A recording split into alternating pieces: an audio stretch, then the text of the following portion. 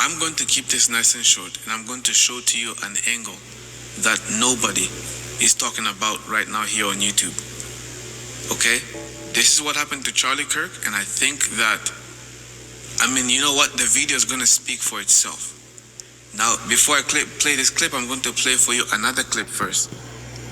Charlie Kirk was in an interview where they were asking him that if he's gone, what would he want people to know about him? And he was like blown away by the question, like, wait, if I die? Like, if I die, like, what do I want to be remembered for? It's almost like, why are you asking me that question? So it's almost as if there was already a hit that was put out for him, and his name was being called. If I die? If everything completely goes away, how do you want to be remembered? If I die? Everything just goes away. How would you, if you could be associated with one thing, how would you want to be remembered? I want to be remembered for courage for my faith. That would be the most important thing. Most important thing is my faith in my life.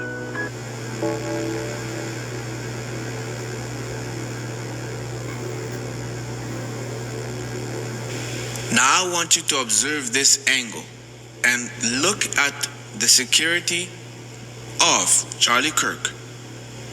It is his own team members. After they do the signal which I pointed out to you, look at what the third person did. This is now a third person which we completely ignored. Look at what the third person does. And look at his hand. After the signals are finished, bang happens. And then after that, you can see something that looks like a barrel. Am I tripping? Is that a glare of some object that he's holding in his hand? Maybe I'm seeing things.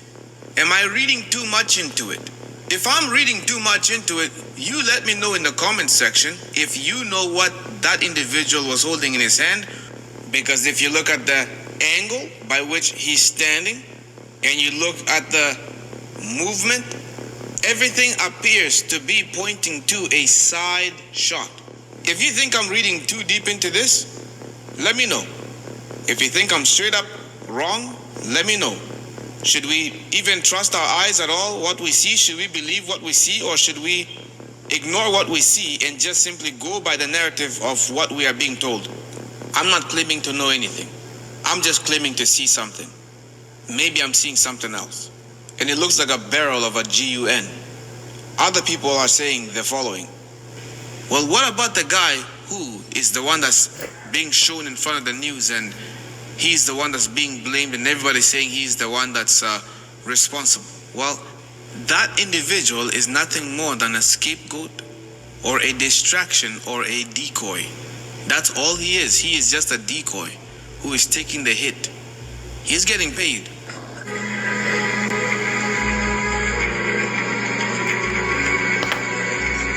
Right there. Right there. Watch the shooter. That's the shooter. Right there. His shirt went up and everything. Yep. Side. I knew it was a side shot. I knew it wasn't straight on. Just because of how his shirt acted.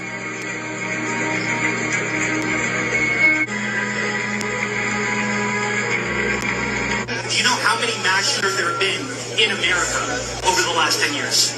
Counting or not counting gang violence? Great.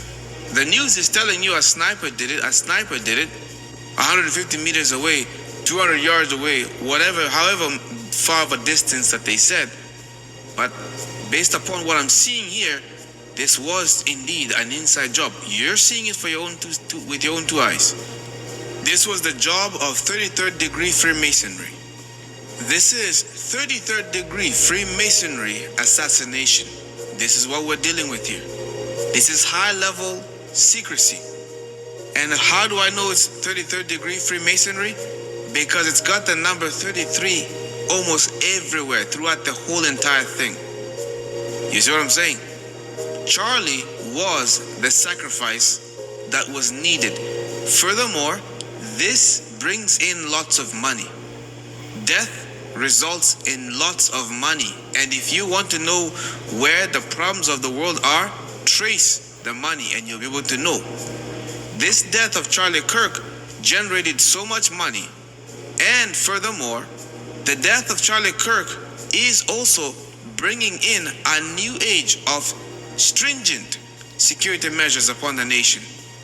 This is the big subliminal message that is being brought up to all of you. And remember, who owns the bank? Well, Mossad owns the banks. And you should know by now who Mossad really is. So in other words, who funds Freemasons? Well, Mossad. Based on that, you can be able to answer the question, who wanted Charlie Kirk to go to sleep? You know the answer to that. I do see the Masonic fingerprints on this event from beginning all the way to end. The question is Charlie Kirk alive? That's the question. I believe that in Masonry, they do have oaths that you take where if you break particular oaths, your death will ultimately be their end result. And when they do take you out, they will make sure that they put their mark upon it so it is very clear that they are responsible and that what they are doing is fulfilling their end of the deal. So I don't think that he is alive, but I do believe that he has been sacrificed. And this sacrifice has a much bigger message. There is a much bigger agenda here. Here's another thing as well I'm going to share with you. On the same day that Charlie Kirk died and everybody was focusing on that, Republicans block Senate vote to release Epstein files. Sound familiar? So there was a distraction that was used by this event. He had to be sacrificed so that everybody can go ahead and focus on that while they then vote against the release of Epstein files. Why? Because the people who their names are on that list, these people are the ones which are ruling over the sheep. Charlie Kirk being shot down was not a man being shot down. Charlie Kirk being unalived while wearing a shirt that said freedom, a subliminal message was being sent to the world that freedom is now dead. Not under attack, but freedom is now dead. The age where people can claim freedom is now over. We are entering now a new age, and this age has to do with stringent security. Security measures. People have sacrificed freedom in exchange for security.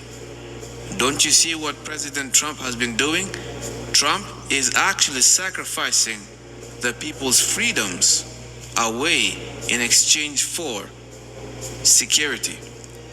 Military troops are now on the ground and people are saying, I just want to be safe. Rather than saying we want to be free, what people are saying is they want to be safe. Freedom is now dead. And now what they're pushing forth is security measures, military rule, police state, martial law, insurrection act. These are the things that's coming.